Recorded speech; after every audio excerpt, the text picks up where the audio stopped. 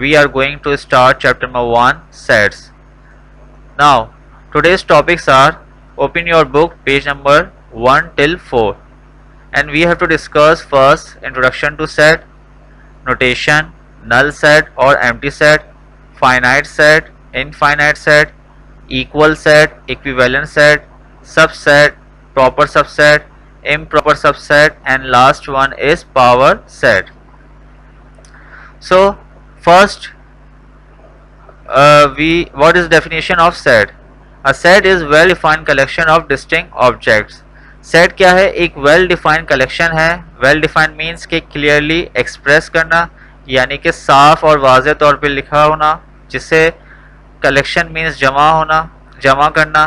Distinct object means के different objects which are called its elements, जिसे हम कहते हैं एलिमेंट्स. अब आपके पास एक सेट है लाइक नेचुरल नंबर्स का, उसमें अगर आप देखें तो आपके पास 1 अलग है, 2 अलग है, 3 अलग है. इस तरीके से ये डिफरेंट ऑब्जेक्ट्स हैं या डिफरेंट आपके पास जो है वो नंबर्स हैं, और ये वेल डिफाइंड है, यानी कि ये साफ और क्लियर हमें नज़र आ रहा है कि ये 1 2 3 है और उसके बाद जो है वो नंबर्स आगे चलते रहेंगे.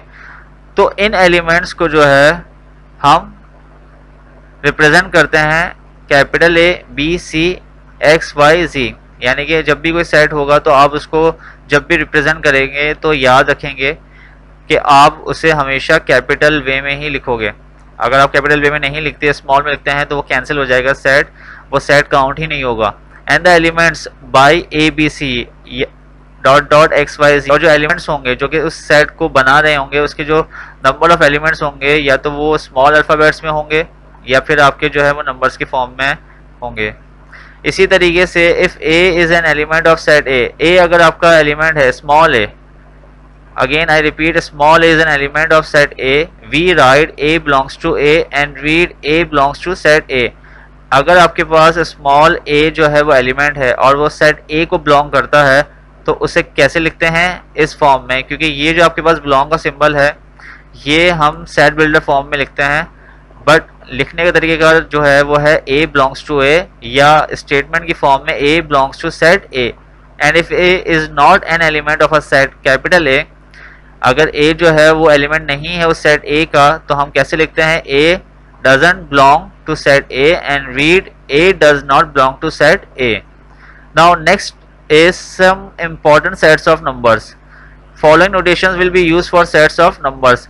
अब आपके पास ये कुछ सेट्स हैं जिनके नंबर्स दिए हुए हैं, और इन्हीं की मदद से जो है हम अगले लेक्चर्स के अंदर जो क्वेश्चंस करेंगे सेट से रिलेटेड, उसमें हम इन नंबर्स को भी यूज़ करेंगे. और नॉर्मली हम देखते हैं तो ये MCQs वगैरह में भी आते हैं. तो सेट ऑफ नेचुरल नंबर्स जो है वो क्या है आपके पास? 1 2 3, यानी कि आपके पास 1 से स्टार्ट होते हैं और सो ऑन, और नेचुरल नंबर्स को कैपिटल N से रिप्रेजेंट करते हैं.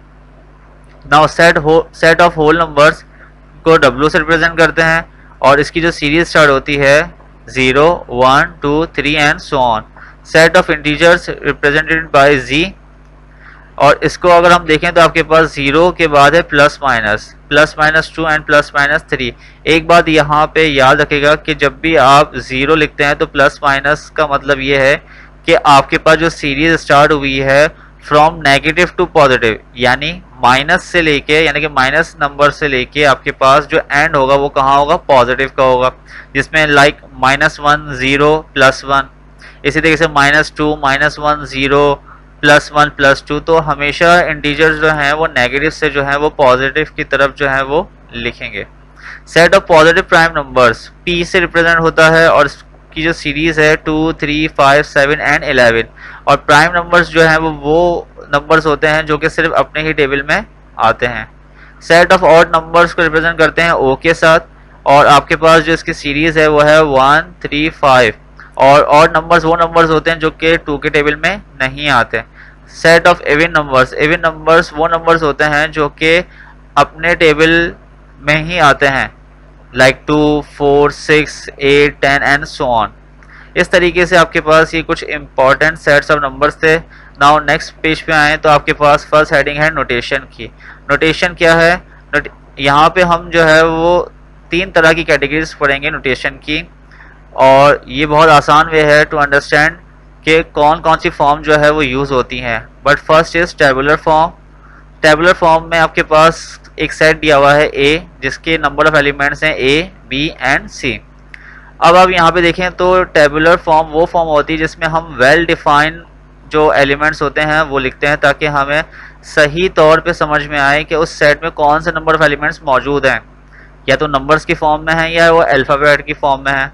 तो इसी तरीके से टेबुलर फॉर्म यानी कि वेल डिफाइंड सेट जिसमें सिंपल ए बी सी आ गया ना, उसके बाद है सेट में ऑल्सो भी डिस्क्राइब। उसी सेट को हम डिस्क्राइब कर सकते हैं with the help of statement, statement की मदद से। फॉर एग्जांपल कि मैं इसी सेट को जो कि ए बी सी है, अगर मैं उससे डिस्क्रिप्टिव फॉर्म या स्टेटमेंट की फॉर्म में लिखता हूँ तो वो किस तरह से आएगा आपके पास, set A is equals to the set of first 3 letters of the alphabets in English.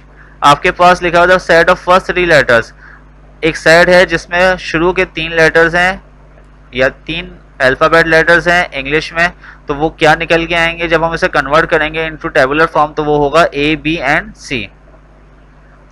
Now next is set builder form. Set builder form जो है वो थोड़ा डिफरेंट है as compare to tabular form and descriptive form. जब हम set builder form की बात करेंगे तो आपके पास कुछ सिंबल्स होते हैं, हम उन्हीं सिंबल्स को यूज़ करते हुए उस सेट बिल्डर फॉर्म को जो है वो डिज़ाइन करते हैं, उसको उसका सेट बनाते हैं। लाइक यहाँ पे है एक ए सेट और यहाँ पे कुछ सिंबल्स हैं या कैरेक्टरिस्टिक्स कह दें, x such that x is an odd integer, यानी कि x जो है आपके पास एक ऑड इंटीजर है। अब वो ऑड इंटीजर जो कि हम पीछे डिस्कस कर चुके हैं कि वो नंबर्स होते हैं जो कि 2 के टेबल में नहीं आते। क्लियर है यहाँ पे। उसके बाद है नल सेट और empty set. A set with no elements is called the null set. वो सेट जिसमें कोई भी एलिमेंट्स ना हो उसे हम कहते हैं नल सेट या empty set. This is usually denoted by phi या खाली ब्रेसेस, यानी कि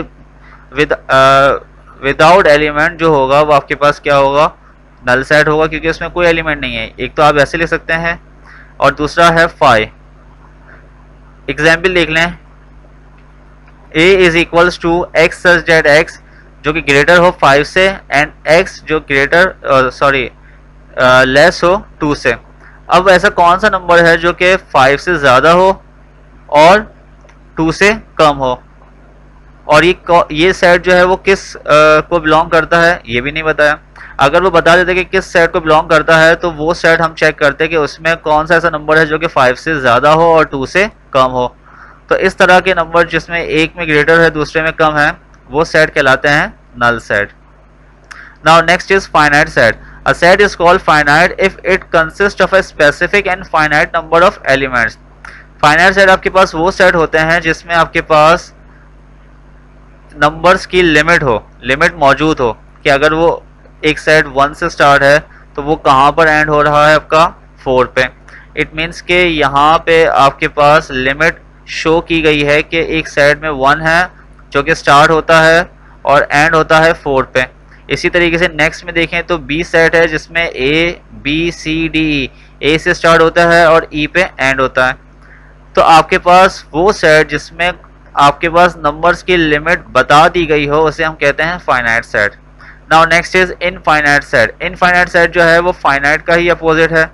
a set which is not finite, वो सेट जो कि फाइनाइट ना हो, जिसमें कोई लिमिट ना दी गई हो कि उसका एंड कहाँ पे होता है, यानी कि हमें स्टार्टिंग वैल्यू पता है कि वो सेट जो है वो 1 से स्टार्ट है लेकिन उसका एंड पॉइंट हमें नहीं पता। That means we can say this is infinite set. Now next is equal sets. Two sets are said to be equal if and only if they have the same elements. दो sets हैं आपके पास और उसे हम equal कहते हैं जब दोनों सेट्स के जो एलिमेंट्स हैं वो सेम हो। कैसे? अब आप सेट ए को देखें जिसमें नंबर ऑफ एलिमेंट्स हैं A B C and D, और बी में है B C A D. Position जो है वो मैटर नहीं करती, बल्कि आप दोनों में नंबर ऑफ एलिमेंट्स देखें वो 4 हैं, लेकिन उसके अलावा सेम अल्फ़ाबेट है। ए में भी अल्फ़ाबेट सेम है आपके पास और बी में भी अल्फ़ाबेट सेम है। तो जब भी दोनों सेट में अल्फ़ाबेट्स या सेम नंबर्स होंगे तभी हम उस सेट को जो है वो इक्वल कहेंगे। ठीक है, तो that set is equal set. Now next is equivalent sets. two sets A and B are said to be equivalent if a 1-1 correspondence can be established between their elements. If set A is equivalent to set B, then we write A equivalent set B. जैसे कि equal set हम discuss कर चुके हैं और बच्चे confuse रहते हैं between equal set and equivalent set, तो मैं यहाँ पे ये बता दूं कि आपके पास इक्वल सेट में दोनों सेट में जो भी सेम वैल्यूज होंगी या सेम अल्फ़ाबेट्स होंगे तब हम उसे इक्वल सेट कहेंगे। लेकिन इक्विवेलेंट सेट के अंदर ऐसा नहीं है। इक्विवेलेंट सेट के अंदर अगर दोनों सेट में नंबर्स यानी कि दोनों के नंबर ऑफ एलिमेंट सेम होंगे, नंबर ऑफ एलिमेंट से मुराद ये है कि ए सेट के अंदर कितने नंबर ऑफ एलिमेंट्स है 1 2 3 4 5 और बी में कितने हैं 1 2 3 4 5, सी में कितने हैं 1 2 3 4 5, यानी कि ए में भी 5, बी में भी 5 नंबर ऑफ एलिमेंट्स एंड सी में भी नंबर ऑफ एलिमेंट्स 5 हैं। इसका मतलब ये है कि ये तीनों सेट जो हैं वो एक दूसरे के क्या हैं इक्विवेलेंट, और इक्विवेलेंट को रिप्रेजेंट करने के लिए आपके पास यहाँ पे सिंबल मौजूद है। Now next is subset. A set A is said to be a subset of a set B. अगर आपके पास एक सेट A है तो वो B का सबसेट होता है जब every element of A is also an element of B. जब A के सारे एलिमेंट्स मौजूद हों किसमें B में। जब सारे एलिमेंट्स A के B में मौजूद होंगे तो हम जो है वो ये जो स्टेटमेंट हमारी होगी वो है A is a subset of B, और इसको रिप्रेजेंट करने का जो सिंपल वे है वो आपके सामने है, मैं आप यहाँ शो कर देता हूँ। तो A is a subset of B। In other words हम अगर दूसरी तरफ से पढ़ें तो B is a super subset of A। अब सुपर सबसेट ऑफ A और A is a subset of B, नीचे आप प्रॉपर सबसेट की जरा एग्जाम्पल देख लें जिसमें A आपके पास 1 2 3 है और B आपके पास है 1 2 3 4 5। तो अगर 1 2 3 A के जो एलिमेंट्स हैं B में मौजूद हैं, इट मीन्स कि जो A है वो सबसेट है B का। और सबसेट बेसिकली होता क्या है कि अगर कोई भी आपके पास सेट है, उस सेट में से ही जितने मैं एलिमेंट्स निकाल लूँ तो वो सेट जिसके एलिमेंट्स में निकाल रहा हूँ तो उसको एक प्रॉपर नाम देने के बाद मैं कहूँगा कि ये जो है इसका सबसेट है। जैसे कि पॉसिबल सबसेट्स कितने होते हैं वो, अगर मैं कहता हूँ कि मेरे पास एक एटम है, एक शेल है एटम का, तो उसके शेल के सब शेल भी होंगे, यानी कि उसी शेल के अंदर जो है वो और शेल होंगे जिसे हम सब शेल कहते हैं। तो सेम एज इट इज़ आपके पास अगर सेट है तो उसके पॉसिबल सबसेट्स अगर निकालने हैं तो वो आपके पास कुछ भी हो सकते हैं। जैसे हमें 1 2 3 है, 1 2 3 बी में भी मौजूद हैं, दैट मीन्स कि ये ए जो है वो आपका सबसेट है किसका बी का, और बी जो है वो इसका सुपर सेट है ए का। Now proper subset, if A is a subset of set B and A is not equal to B, then we write A proper subset of B and say that A is a proper subset of B. अगर A आपके पास subset है B का और condition बता दी कि A जो है वो बराबर नहीं हो B के, तब हम इसको किस फॉर्म में लिखेंगे A proper subset of B। in written form A is a proper subset of B। जैसे A के एलिमेंट्स हैं 1 2 3, ऑब्वियसली A के एलिमेंट्स अगर B में मौजूद हैं और B में ज़्यादा हो या कम हो उससे फ़र्क नहीं पड़ता, लेकिन आपके पास लिखने का जो तरीक़ेकार है उस सबसेट का वो क्या है A proper subset of B। Improper subset, improper subset आपके पास कौन कौन से होते हैं। लाइक अगर मैं कहता हूँ कि मेरे पास एक सेट 1 2 3 है, अगर एक सेट 1 2 3 है तो ये सेट जो है वो इम्प्रॉपर सबसेट ही कहलाएगा, क्योंकि each set A is an improper subset of itself. Improper subset के अंदर जो है आपके पास जो भी एलिमेंट्स होंगे जो आपको दिए हुए होंगे, जो गिवन होंगे, वही आपके क्या होंगे इम्प्रॉपर सबसेट होते हैं। अगर मैं कहता हूँ मेरे पास एक सेट जो है वो 1 2 है, तो A सेट जो है वो 1 2 और उसके अलावा ये सेट भी जो है वो क्या है इम्प्रॉपर सबसेट है, क्योंकि इम्प्रॉपर सबसेट में जो पोजीशन होती है वो मैटर नहीं करती, यानी कि आपके पास सेम वैल्यूज होनी चाहिए, तो वो आपका क्या होगा improper subset. Next is power set. अब हम पावर सेट की बात करते हैं। The set of all possible subsets of a set ए। एक सेट है, अब उस सेट के कितने पॉसिबल सबसेट होंगे अगर वो निकलते हैं तो वो आपके पास क्या कहलाता है, पावर सेट ऑफ ए। अब पावर सेट निकालने के लिए हम उसे रिप्रेजेंट करते हैं P, यानी कि पावर सेट ऑफ A। इसी तरीके से कोई भी सेट होगा तो आप लिखोगे P power set of B। अगर आपके पास C होगा तो आप लिखोगे P power set of C। अब A B C है मेरे पास एक सेट, तो इसके पॉसिबल सबसेट कितने निकलेंगे? तो अब अगर हम देखें तो हमारे पास एक फॉर्मूला होता है लाइक 2 की power n। n represent number of elements, जितने नंबर ऑफ एलिमेंट्स होते हैं उस सेट के अंदर उसे हम क्या लिखेंगे, n की जगह पे लाइक 3 है तो 2 की पावर 3 इज इक्वल्स टू 8। तो आपके पास जो पॉसिबल सबसेट्स होंगे पावर सेट के वो कितने होंगे, 8।